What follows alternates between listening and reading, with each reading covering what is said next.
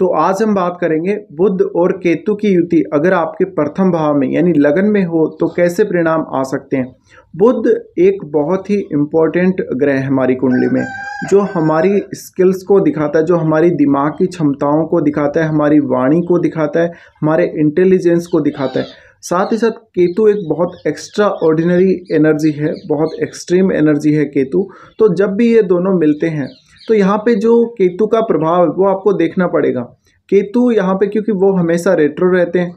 क्या बुध आपका कंबस्ट है? क्योंकि अक्सर कुंडलियों में बुध कंबस्ट भी देखने को मिलते हैं। तो ये सारी चीज़ें चेक करने के बाद ही आप इस रिजल्ट पे पहुंच पाएंगे कि आपको परिणाम क्या मिलेंगे। इसके लिए आपको आपके लग्नेश को भी चेक करना बहुत ज़्यादा ज़रूरी है, लग्नेश की स्थिति को भी देखना बहुत ज़्यादा ज़रूरी है। क्या लग्नेश की दृष्टि लगन पे पड़ रही है, ये देखना ज़रूरी है।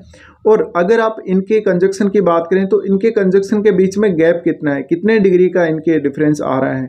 इसके अलावा क्योंकि जब अगर ये युति आपके लगन में बनेगी तो आपके राहु सप्तम भाव में रहेंगे, तो आपको राहु की स्थिति को भी देखना पड़ेगा, क्योंकि आपके ओवरऑल लाइफ सप्तम भाव से भी जुड़ी हुई है।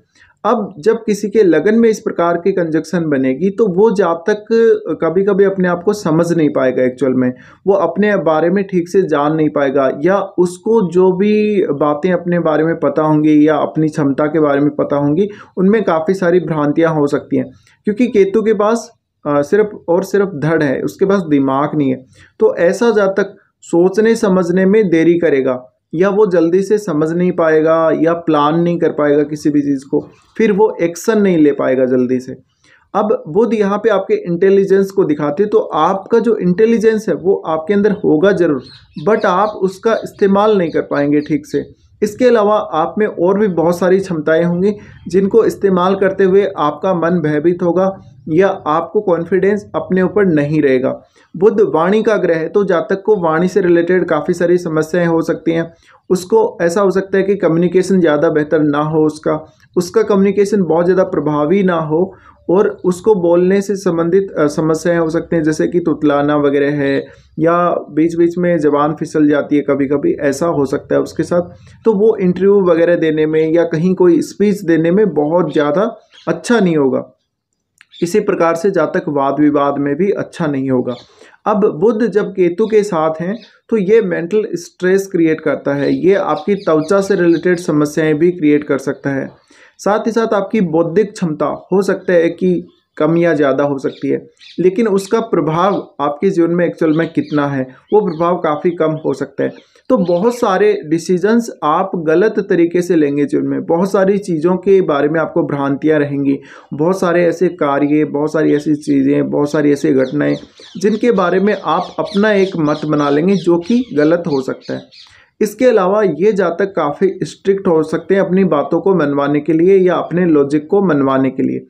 ऐसे जातकों का जो लॉजिक होता है किसी भी बात के प्रति वो आधारहीन हो सकता है, या गलत लॉजिक देते हैं ये हर बात के लिए, ये काफ़ी ज़्यादा बातों नहीं हो सकते हैं। अब इसके बहुत सारे अच्छे प्रभाव भी हैं, ऐसा नहीं है कि सारे के सारे प्रभाव ही नकारात्मक हैं।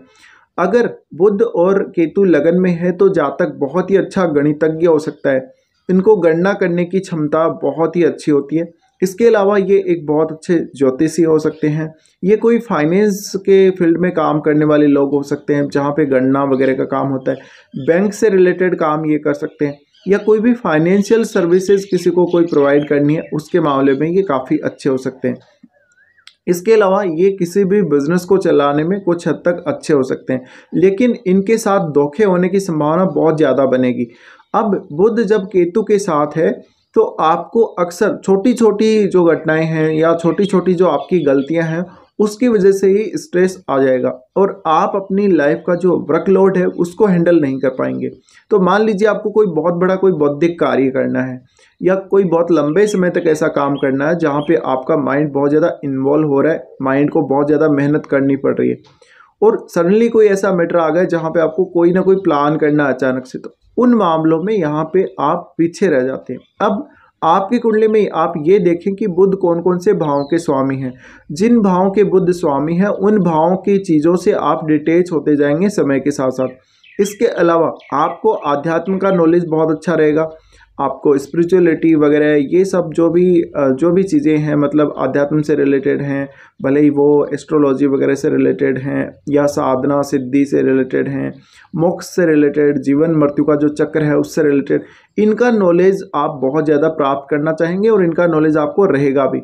लेकिन वो नॉलेज कितना प्रॉपर रहेगा आपको इसकी कोई गारंटी नहीं है। तो सबसे पहले जब भी आप कोई डिसीजन लेने जा रहे हैं या इस प्रकार का कोई काम करने जा रहे हैं, आप अपने नॉलेज को यूज़ करने जा रहे हैं, अपने नॉलेज को एक बार परखना जरूर चाहिए। इसके अलावा ऐसे जातकों को स्टडी से रिलेटेड काफ़ी सारी दिक्कतें आ सकती हैं और ये दिक्कतें इनके प्रारंभिक समय में हो सकती हैं। जब इनका स्कूल एजुकेशन चल रहा होगा उस समय इनको ज़्यादा स्ट्रेस हो सकता है पढ़ाई की वजह से, या पढ़ाई लिखाई करने में इनको काफ़ी डर लग सकता है, इनको फोबिया टाइप की कंडीशंस बन सकती हैं। एग्ज़ाम वगैरह के नाम से ये काफ़ी डरते होंगे, ऐसा हो सकता है। इनकी पर्सनैलिटी बहुत ही ज़्यादा आकर्षक होगी और कहीं ना कहीं इनके जो इंट्यूशन इनमें बहुत ही ज़्यादा होगा। इनको फ्यूचर की जो घटनाएं हैं, कुछ फ्यूचर की ऐसी घटनाएं जिनको हम सोच भी नहीं पाते, ये उनको देख सकेंगे या उनको ये अनुभव कर सकेंगे। भले ही तो ये अपने माइंड के द्वारा उनको अनुभव करें, भले ही ये किसी भी प्रकार से एक्सपीरियंस करें। तो इस प्रकार के जातकों को इंट्यूशन पावर काफ़ी हाई रहती है। इस प्रकार के जातक अगर कोई साधना या सिद्धि करें तो उसमें इनको बहुत जल्दी रिजल्ट मिल जाएंगे। अब बुध यहाँ पर कैसी स्थिति में है, बुध का अच्छा होना बहुत ही ज़्यादा जरूरी है, वरना ये आपके ओवरऑल पर्सनैलिटी को तो प्रभावित करेगा ही करेगा, आपकी बोलने सोचने समझने की क्षमता, इन सबको ये प्रभावित करेगा। तो अगर आपका बुध अच्छा है तो निश्चित रूप से आप काफ़ी ज़्यादा अच्छे से बुध की क्वालिटीज़ को यूज़ कर पाएंगे। लेकिन अगर बुध की स्थिति यहाँ खराब हो गई तो फिर आपको दिक्कतें आ सकती हैं। या फिर मान लीजिए आपका बुध यहाँ पे कंबस्ट होके बैठा है, तो फिर सूर्य से वो कंबस्ट हुआ है और सूर्य को फिर आपको देखना पड़ेगा सूर्य कौन से भाव का आपकी कुंडली में स्वामी है। तो सूर्य 6, 8, 12 का स्वामी नहीं होना चाहिए। अगर सूर्य केंद्र भाव का स्वामी है तो बहुत अच्छी बात है। अब बुध अक्सर आपको बहुत ही क्लोज देखने को मिल सकते हैं केतु से कभी कभी। तो जब बुध जितना ज़्यादा क्लोज होगा उतना ही ज़्यादा जो केतु का प्रभाव है वो बुध पे रहेगा। अब क्योंकि ये जो कंजक्शन जिसकी हम बात कर रहे हैं इसमें बुध की दृष्टि पड़ेगी सप्तम भाव पे, तो सप्तम भाव पे पड़ने की वजह से आप पब्लिक को फेस नहीं कर पाएंगे। पब्लिक में अगर आप कोई स्पीच वगैरह देने जाते हैं या पब्लिक को फेस करने जाते हैं, किसी भी बड़ी सभा में जाते हैं, तो वहाँ पे आपको हकलाने की समस्या हो सकती है या वहाँ पे आपकी ज़बान वगैरह फिसल जाए, ऐसा कुछ हो जाए, इस प्रकार की दिक्कतें आ सकती हैं। ऐसे जातकों के जो अपने फैमिली के साथ रिलेशंस हैं वो भी कभी कभी बहुत ख़राब रहते हैं या इनकी डोमेस्टिक लाइफ बहुत ज़्यादा ख़राब हो सकती है। साथ ही ये थोड़े सनकी स्वभाव वाले भी हो सकते हैं। इस प्रकार के जातकों को स्टडी से रिलेटेड दिक्कतें आएंगी, इनको हायर एजुकेशन से रिलेटेड भी काफ़ी सारी दिक्कतें आ सकती हैं।